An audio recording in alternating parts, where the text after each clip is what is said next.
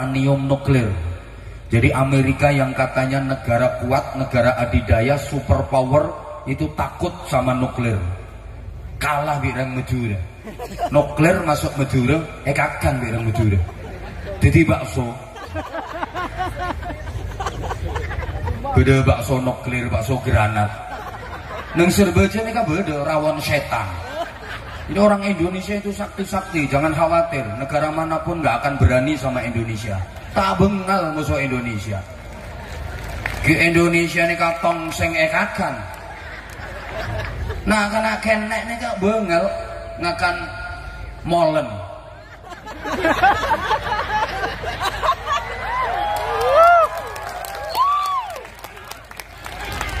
Bada ibu-ibu sore-sore ada kletis.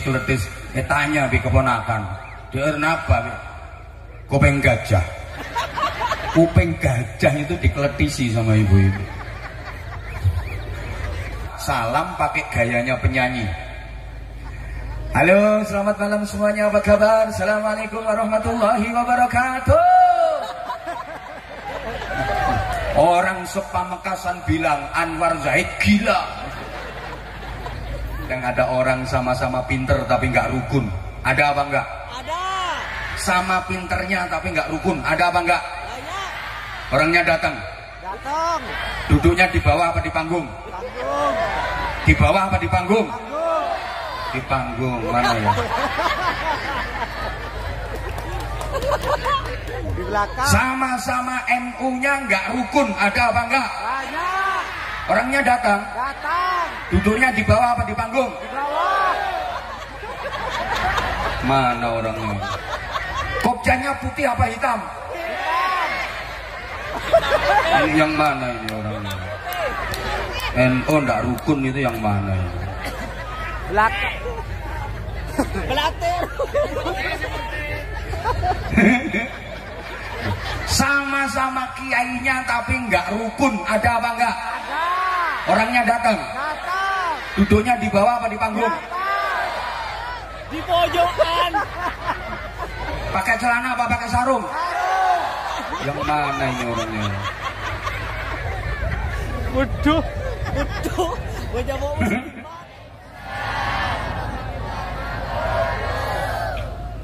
Bismillahirrahmanirrahim. Alhamdulillah. Nahmaduhu wa nasta'inuhu wa nastaghfiruh. Wa nu'minu bihi wa natawakkalu alaihi wa natubu ilaihi. Wa na'udzu billahi min syururi anfusina wa min sayyiati a'malina. Man yahdihillahu fala mudhillalah wa man yudlilhu fala hadiyalah. Asyhadu an la ilaha illallah wahdahu la syarikalah. Wa asyhadu anna Muhammadan abduhu wa rasuluhu la nabiyya ba'dah. Allahumma salli wa sallim wa barik ala man fihi uswatun hasanah. Sayyidina wa maulana Muhammadin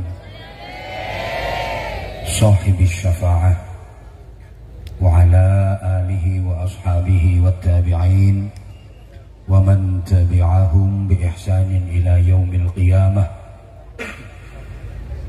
Subhanaka la ilma lana illa ma 'allamtana innaka antal alimul hakim. Rabbi shrah li sadri wa yassir li amri wahlul 'uqdatam min lisani yafqahu qawli waj'al li waziran min ahli. Amma ba'd. Sadatul masyayikh, ulama'an al-fudala wal kurama, para alim, para kiai, para penyai, para sesepuh, segenap pengurus cabang Jam'iyah Ad-Diniyah wa Ijtima'iyah Nahdlatul Ulama, baik dari jajaran Mustasyar, Syuriyah, A'wan, Tanfidiyah, berikut kelembagaan dan banom-banomnya, hadir di tengah-tengah kita Fadilatul Mukarram Kiai Haji Muhammad Nawawi Abdul Muin, Rais Syuriah PCNU Kabupaten Pamekasan, Dr. Kiai Haji Khalilur Rahman MSI dari jajaran Mustasyar, Kiai Haji Misbahul Munir dari Wakil Rais Syuriah, hadir Fadilatul Mukarram Kiai Haji Mukri Fadoli dari Mustasyar, kemudian Sayyidil Akh Kiai Haji Taufik Hashim MPD Ketua Tanfidiyah PCNU Kabupaten Pamekasan. Beliau nggak jauh beda dengan saya, sama-sama sarjana.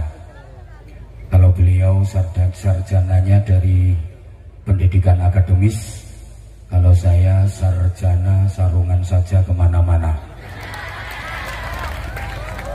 Beliau gelarnya MPD, Magister Pendidikan, atau MPD, Muda Penuh Dedikasi. Kalau saya MSI, masih sangat imut. Bahkan saya bisa satu level di atas beliau karena saya udah profesor Protolan V Muda Ansor. Segenap pengurus Majelis Wakil Cabang Nahdlatul Ulama se-Kabupaten Pamekasan, pengurus-pengurus ranting, pengurus-pengurus anak ranting, semuanya yang saya cintai, yang saya hormati, yang saya banggakan. Sahadat Zu'ama, pejabat pemerintah baik sipil TNI maupun Polri dalam semua tingkatan bersama jajarannya, PJ Bupati Pamekasan bersama Forkopimda yang berkesempatan hadir, Pak Dandim, Pak Kapolres, para camat, para klebun, tokoh-tokoh masyarakat, segenap tamu undangan, hadir juga saudara kita pengurus daerah Muhammadiyah Kabupaten Pamekasan,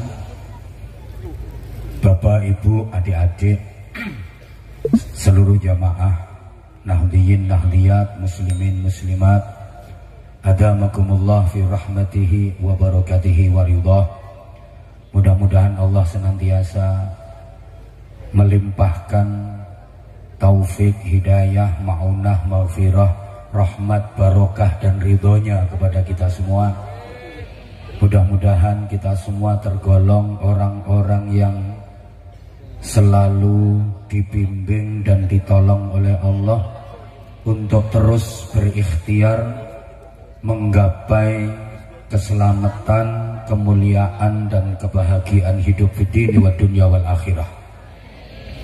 Sebagai santri, mudah-mudahan kita terus bisa istiqomah untuk bisa berpartisipasi aktif, berkontribusi positif untuk ahlus sunnah wal jamaah, untuk bangsa dan negara Republik Indonesia yang kita cintai bersama.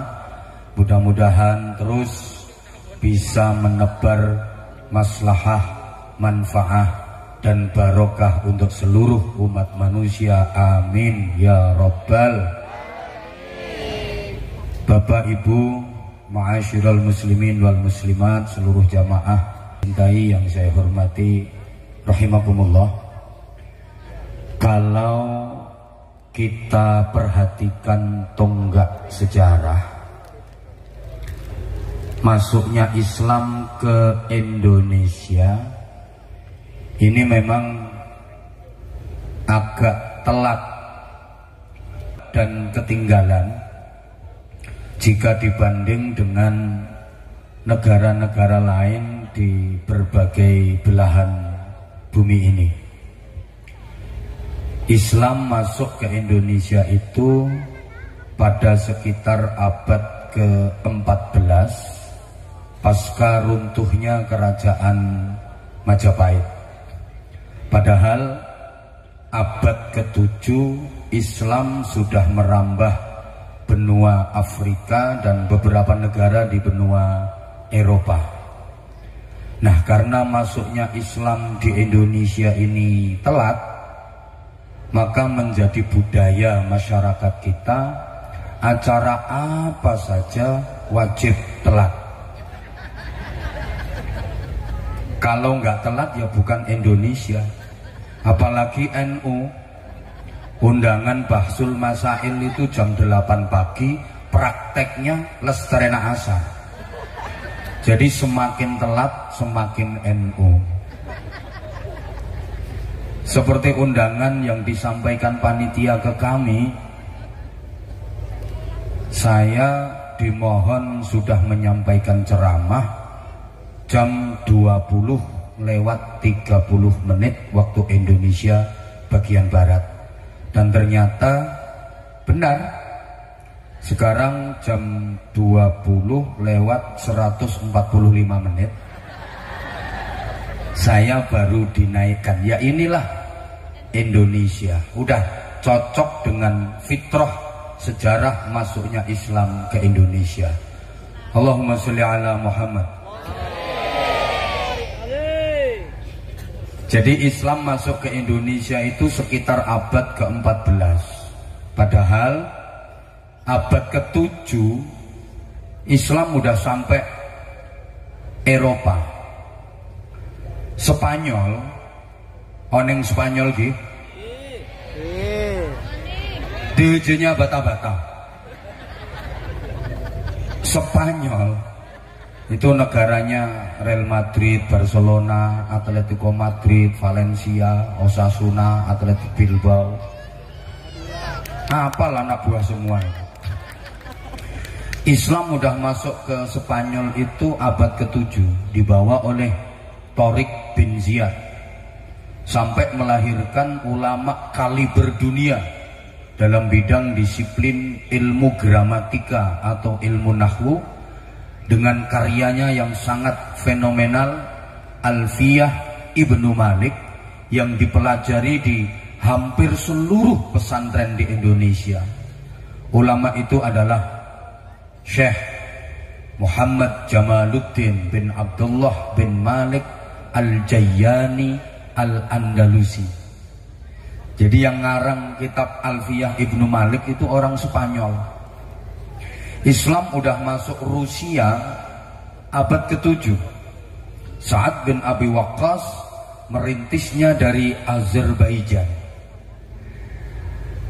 Mesir dan beberapa negara di kawasan Afrika juga sudah dimasuki Islam di akhir abad ke-6, bahkan mulai Amr bin As ditunjuk Nabi menjadi gubernur di sana.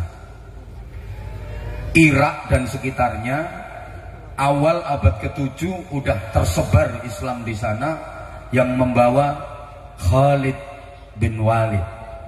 Bapak Ibu para jamaah, kalau panjenengan, kalau anjunan sedejeh ngedingaki orang maca hadis, rawahul Bukhari, hadis ini riwayat Imam Bukhari.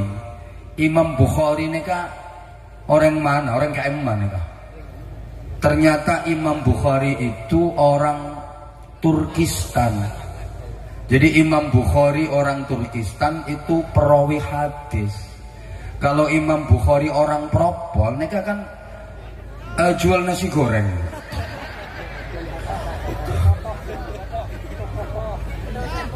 Jual kacang. Rawahu Muslim, hadis ini riwayat Imam Muslim. Imam Muslim itu orang Nisabur. Madzahibil arba'ah, imam-imam madhab 4 yang ditulis oleh Hadratus Syekh Mbah Hashim Asy'ari dalam Qanun Asasi. Coba Imam Hanafi, Nu'man bin Thabit Al-Zawqi Al-Ma'ruf bil Hanafi, itu beliau orang mana? Orang Palestina. Imam Maliki orang Madinah.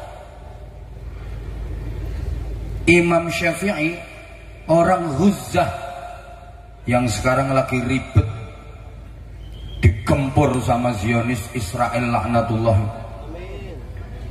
Imam Hambali orang Baghdad, Imam Ghazali orang Khurasan, Persia, Iran.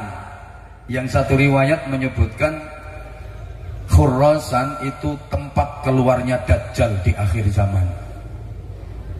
Allahumma sholli ala Muhammad. Akhir abad ke-6 Islam udah sampai ke Asia bagian barat termasuk Iran. Itu melahirkan ulama besar Syekh Ahmad bin Husain bin Ahmad Al-Asfihani yang ngarang kitab Takrib Fathul Qarib. Itu orang Asfihan. Asfihan itu kota terbesar kedua di Iran setelah ibu kota Teheran.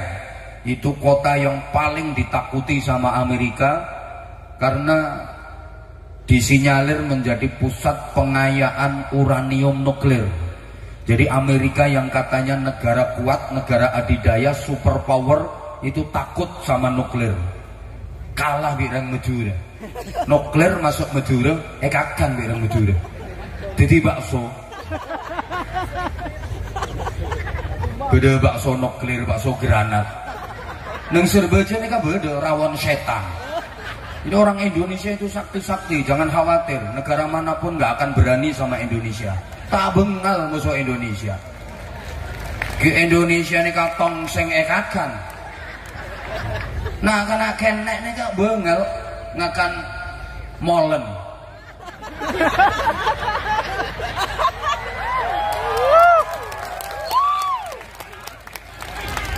Bada ibu-ibu sore-sore ada kletis. Tanya bi keponakan. Der napa bi? Kuping gajah. Kuping gajah itu dikletisi sama ibu-ibu. Allahumma sholli ala Muhammad. Jadi Islam sudah terkonsolidasi dengan baik di sana. Sementara di Indonesia ini Islam mulai disiarkan pada abad ke-14. Para wali menyebarkan Islam ke Indonesia melalui wadah yang bernama pondok pesantren.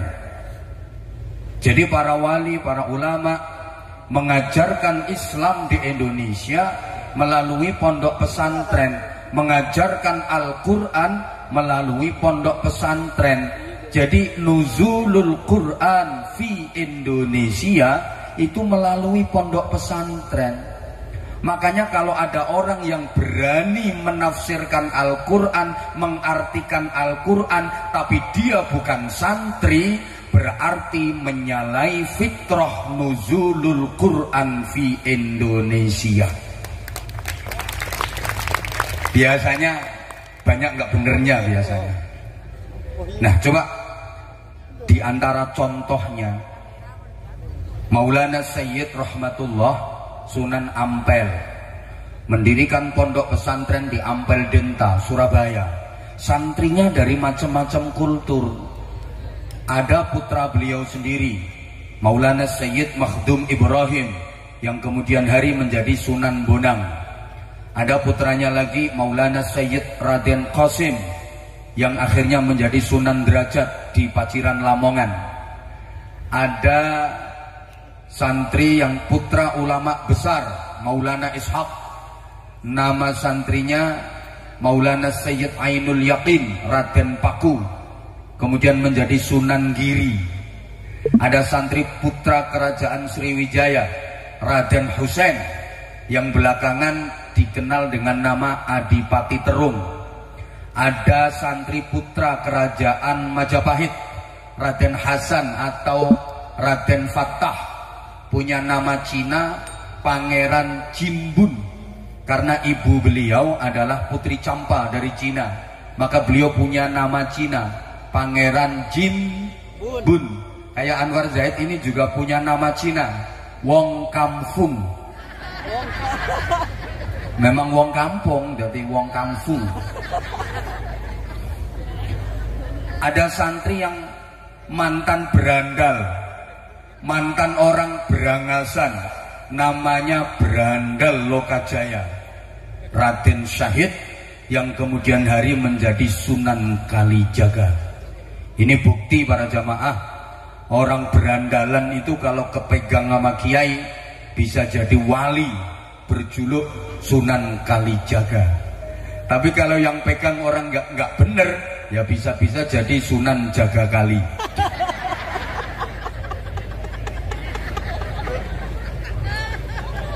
Allahumma sholli ala Muhammad. Para wali, para kiai, para ulama sukses menyebarkan Islam di Indonesia, yang bahkan akhirnya Islam menjadi agama mayoritas masyarakat Indonesia, itu karena menggunakan strategi yang luar biasa. Di antara strateginya, satu, bil hikmati wal mau'izatil hasanah. Kalaupun terpaksa, wajadilhum billati hiya ahsan.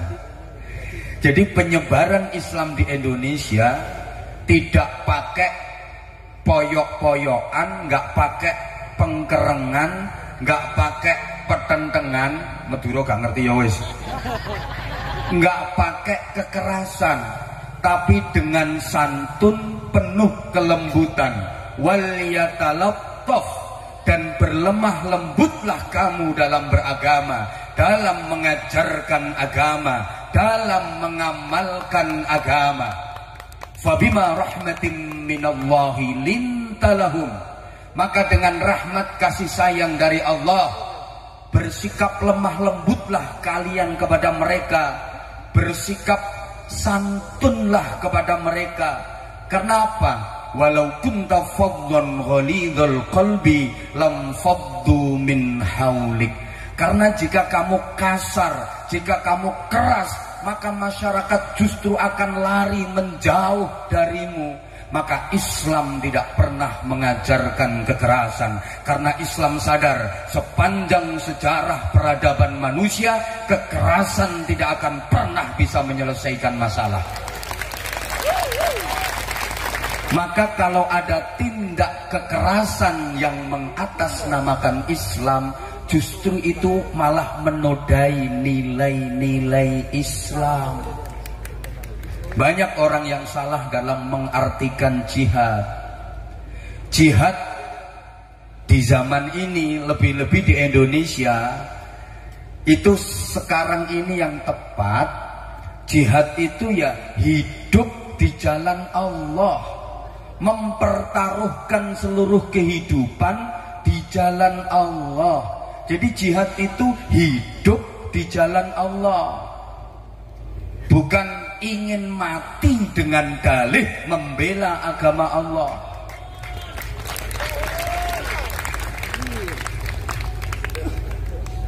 Ingat ya, zaman Rasulullah yang disebut mati syahid itu orang yang ikut berperang melawan orang-orang kafir, terbunuh dalam peperangan itu.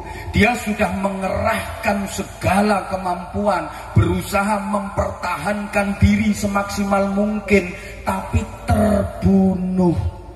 Itu mati syahid, bukan menyodorkan diri untuk dibunuh. Kayak pelaku-pelaku bom bunuh diri, itu bukan jihad tapi kendat itu. Halo? Halo? Maka jihadnya santri saat ini apa? Ya hidup di jalan Allah, menjalani hidup di jalan Allah, itu jihad. Islam di Indonesia ini bukan tatoruf yang ekstrim, yang radikal, bukan irhabi, yang liberal. Tapi Islam di Indonesia ini Islam yang tawassut, Islam yang moderat, tengah-tengah. Dan ini memang jodoh, cocok dengan karakter bangsa Indonesia, tengah-tengah, nggak ke kanan, nggak ke kiri. Ingat dalam sejarah, kita dulu pernah dibawa ke kanan oleh Masyumi, DITII, mau dijadikan negara Islam. nggak bisa, itu nggak cocok dengan karakternya bangsa Indonesia.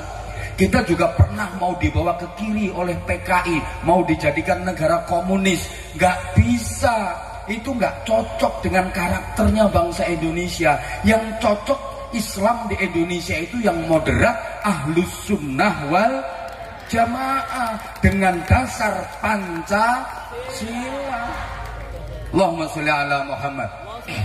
Allahumma sholli ala Muhammad.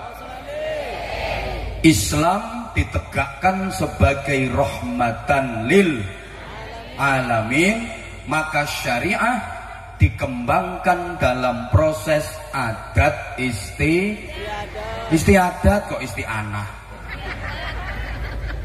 Coba saya tanya, adat budaya itu penting apa penting? Tolong dijawab. Kalau jawabannya kompak semangat, saya ngajinya nanti agak lama. Tapi kalau jawabnya nggak semangat ya sebentar pulang.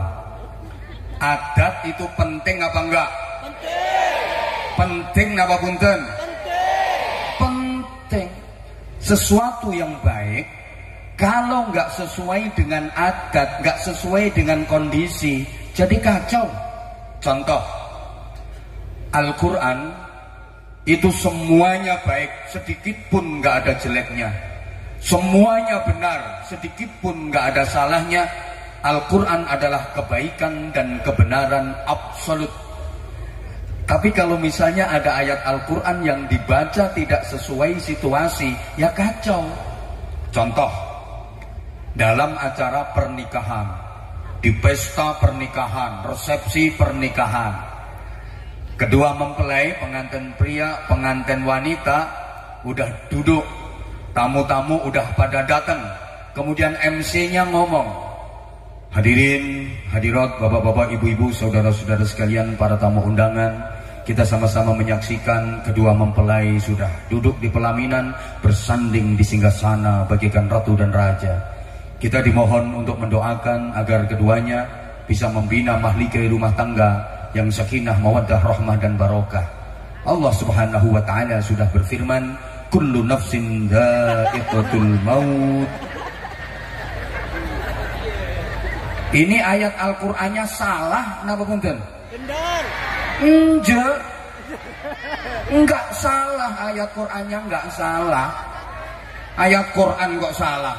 Yang salah itu sasarannya. Nah ini ayat pengantar jenazah dibaca di acara nikahan, gitu loh. Jadi sesuatu yang baik kalau nggak sesuai dengan kondisi ya jadi kacau. Mengucapkan salam itu baik, tapi coba kita perhatikan gaya dalam mengucapkan salam aja udah beda-beda. Kalau MC ya kayak tadi salamnya Assalamualaikum, kayak gitu. Nanti kalau namu ke rumah orang itu gaya salamnya jangan kayak MC, beda lagi. Assalamualaikum, Assalamualaikum. Nah ketemu orang di jalan itu salamnya udah beda lagi intonasinya. Bro, Assalamualaikum. Nah kalau orang ceramah kayak saya ya beda lagi, kayak tadi Assalamualaikum gitu. Coba misalnya saya mau ceramah salam pakai gayanya penyanyi. Halo, selamat malam semuanya, apa kabar? Assalamualaikum warahmatullahi wabarakatuh. Orang sepamekasan bilang Anwar Zahid gila.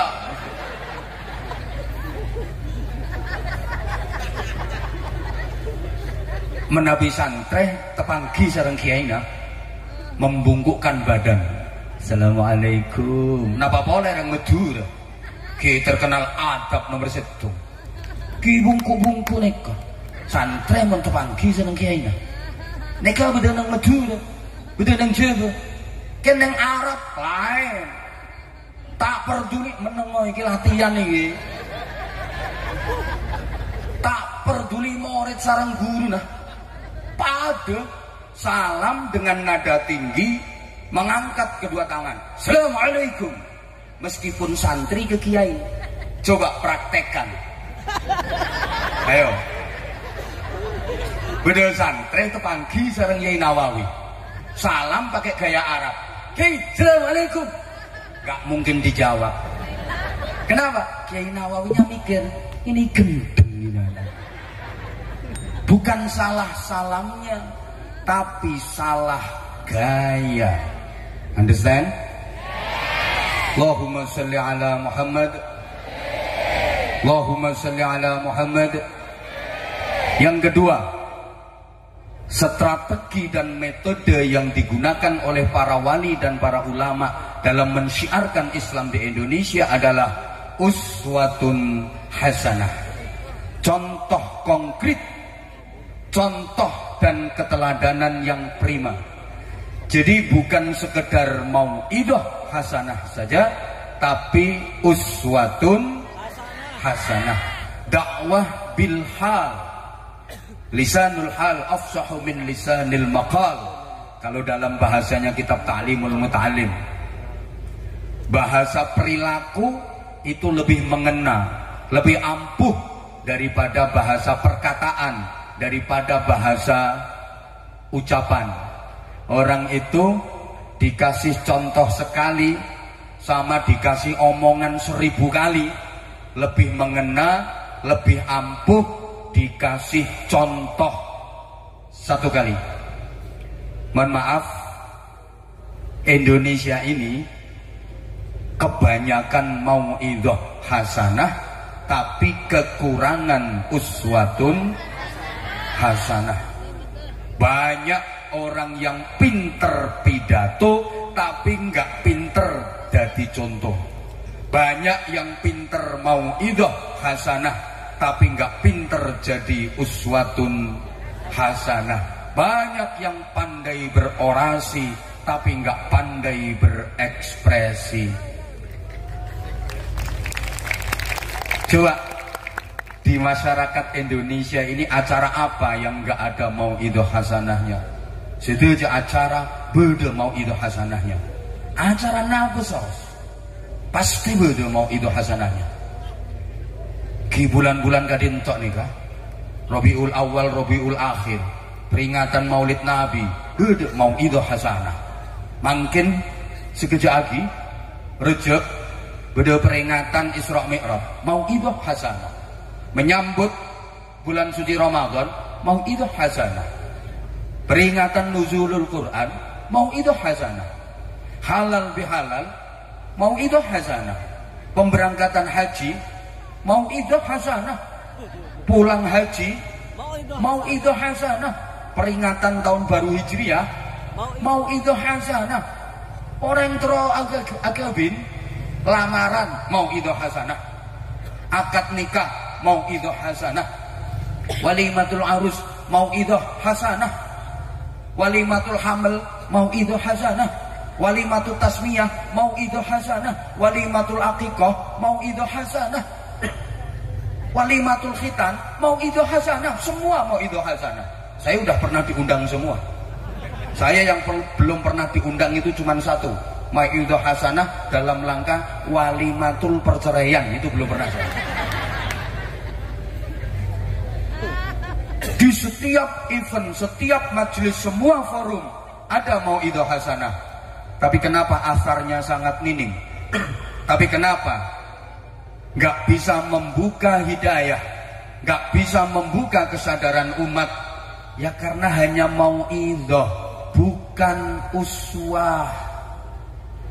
Banyak orang yang pinter mau'idhah, pinter ceramah, tapi nggak pinter jadi uswah. Mohon maaf, kadang ada orang pidato 2 jam yang dibahas bab ikhlas. Mari para jamaah sekalian kita beramal yang ikhlas karena Allah. Allah Subhanahu wa taala berfirman, "Wa ma umiru illa liya'budullaha mukhlishina lahuddin." 2 jam pidato tentang keikhlasan. Pulang nggak dikasih amplopan, marah-marah. Bahaya tak? Boleh dicoba. Maka panitia harus berpikir gimana supaya saya nggak marah-marah. Leres. asarnya itu hampir nggak ada. Orang dibilangin wa'tasimu bihablillahi jami'an wa la tafarraqu. Ayo rukun, rukun, rukun, rukun. Sampai rumah berantem sama istrinya, sama suaminya. Padahal kata Rasulullah nggak rukun nggak bisa masuk surga. La tu'minuna la tadkhulunal jannata hatta tu'minu. Kalian nggak bisa masuk surga meskipun ibadah kalian bagus sampai kalian beriman. Walaupun ibadahnya bagus, sholat khusyuk banget, takbiratul ihram nyengkah-nyengkah sampai malaikat lari takut kesampluk. Les sendakap melungker kayak udang digoreng. Allahu Akbar.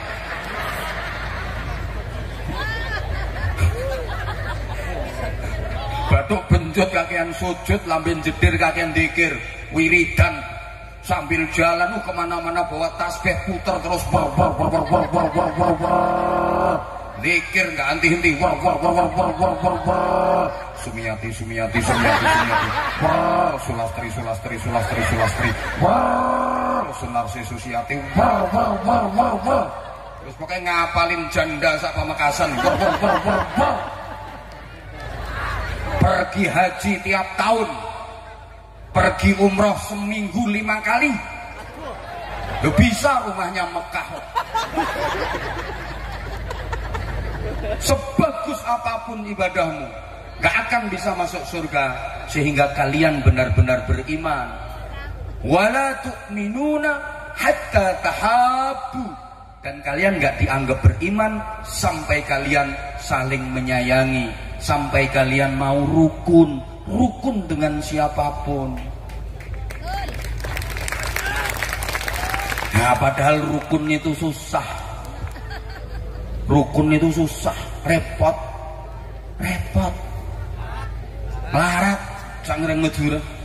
Rukun kan melarat. Melarat itu kalau cak Jawanya kere. Tapi kalau cak Madura susah. Angel, sulit. Maaf, kadang ada orang sama-sama pinter tapi nggak rukun. Ada apa enggak? Ada. Sama pinternya tapi nggak rukun. Ada apa enggak? Banyak. Orangnya datang. Datang. Duduknya di bawah apa di panggung? Panggung. Di bawah apa di panggung? Panggung. Di panggung mana ya? Di belakang. Sama-sama NU-nya nggak rukun. Ada apa enggak? Banyak. Orangnya datang. Datang. Duduknya di bawah apa di panggung? Di bawah. Mana orangnya? Kopjanya putih apa hitam? Hitam. Ini yang mana ini orangnya? NU nggak rukun itu yang mana ini? Belakang. Belatir. Sama-sama kiainya tapi nggak rukun. Ada apa enggak? Ada. Orangnya datang. Datang. Duduknya di bawah apa di panggung? Di pojokan. Pakai celana apa pakai sarung? Sarung. Yang mana ini orangnya? Waduh. Wajah bawa muslimat. Ya Allah. Muslimat.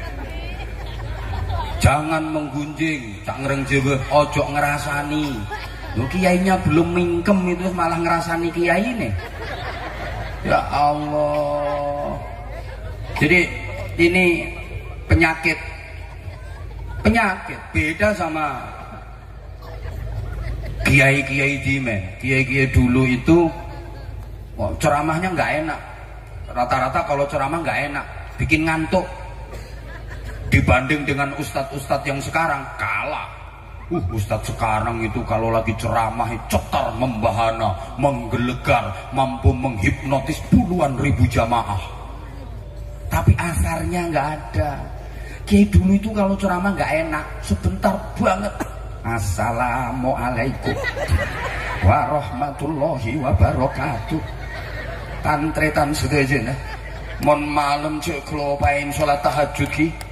Engki pon cukup kadintok akhirul kalam assalamualaikum turun pulang. Lah saya ceramah kayak gitu yo gak disangoni ambek panitia. Besok ceramah lagi. Assalamualaikum warahmatullahi wabarakatuh. Tantretan sedejena. Menawi tero di nega brokah. Serajin sholat duha ki pon akhirul kalam. Loh, tapi yang pidato tentang sholat tahajud itu istiqomah tiap malam tahajud. Yang ceramah tentang sholat duha walaupun hanya 2 menit itu istiqomah sholat duhanya. Makanya nasihat-nasihatnya ampuh, langsung masuk ke hati jamaahnya. Ini apa yang diucapkan dikerjakan, apa yang dikatakan diamalkan. Ini prinsipnya Rasulullah. Ana awwalu fa'ilin ala ma amartukum bih. Aku adalah pelaku pertama dari semua apa yang aku perintahkan kepada kalian. Gitu. Makanya ampuh. Nyuruh tahajud, dia istiqomah tahajudnya. Nyuruh sholat duha, dia istiqomah sholat duhanya. Sehingga mauidahnya ampuh. Dulu kiai sepo di men beda anak nakal kiai mapolong sugeme orang dia pas ngelumpuk nunggu ada anak nakal 25 orang dinasihati cuma 5 menit, diajak insaf, diajak sadar. Besok yang 24 sadar, yang nakal tinggal 1. 24 ini semuanya sowan ke kiainya. Terima kasih kiai, kami 25 orang nakal, sekarang yang 24 sudah insaf, yang nakal tinggal 1 kiai. Apa caipun kiai? Wes lah dinese setong nika gawe isine neraka nika.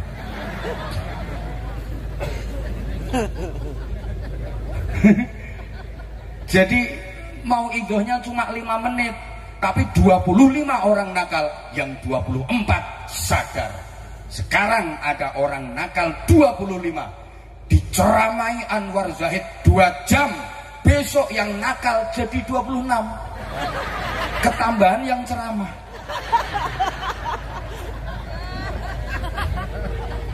Kok ketawanya kok koyok setuju ngono. Allahumma sholli ala Muhammad. Jadi maaf ya, kita itu banyak trik tapi kurang action. Tuh, ngerti gak ya diomongin ini? Ngerti. Oh ngerti ya. Kita terlalu banyak konsep tapi kurang praktek. Kita ini mayoritas beragama Islam. Coba kita punya konsep an-nadhafatu minal iman. Tapi negara di dunia ini, kota di dunia ini yang paling terjaga kebersihannya adalah Tokyo, Singapura, Venezuela, yang itu bukan kotanya umat Islam. Di mana-mana ditulis an-nadhafatu minal iman, kebersihan, kesucian. Di masjid tulisannya an-nadhafatu minal iman. Tapi coba jedingnya masjidmu itu, kamar mandinya itu, pesingnya fitini wa dunya wal akhirah. Itu tulisannya an-nadhafatu minal iman. Loh, ada taeknya tikus, apa itu bahasa Maduranya itu? Tikus. Cek-cek itu nggak disucikan, malah dibunderi kapur. Wow. Dikasih tulisan awas telek gitu. Itu an-nadhafatu minal iman. Coba maaf, halo ya, kita punya as-sariqu was-sariqatu faqta'u aydiyahuma. Kalau nyuri hukumannya dipotong kedua tangannya. Tapi pencuri kok masih merajalela. Negara yang paling aman dari tindak kriminal itu Belanda sama New Zealand, Selandia Baru. Sementara kita koruptor gentayangan di mana-mana. Bahkan ironis sekali kalau saya tanya, jawabannya pasti tahu dan sama. Coba dijawab, di manakah orang paling sering kehilangan sandal? Masjid. Katanya masjid rumah Allah, Allah maha melihat. Lah sandal kok sering hilang? Barokah. Barokah apa? Bener barokah nih. Barokah. Ya sikilmu sikil PKI. Barokah. Allahumma sholli ala Muhammad. Allahumma sholli ala Muhammad. Coba dari konsolidasi budaya misalnya, harusnya kita mencontoh Rasulullah. Dalam waktu kurang lebih 23 tahun, Rasulullah mampu merubah dua kota besar jahiliyah, Makkah dan Madinah, menjadi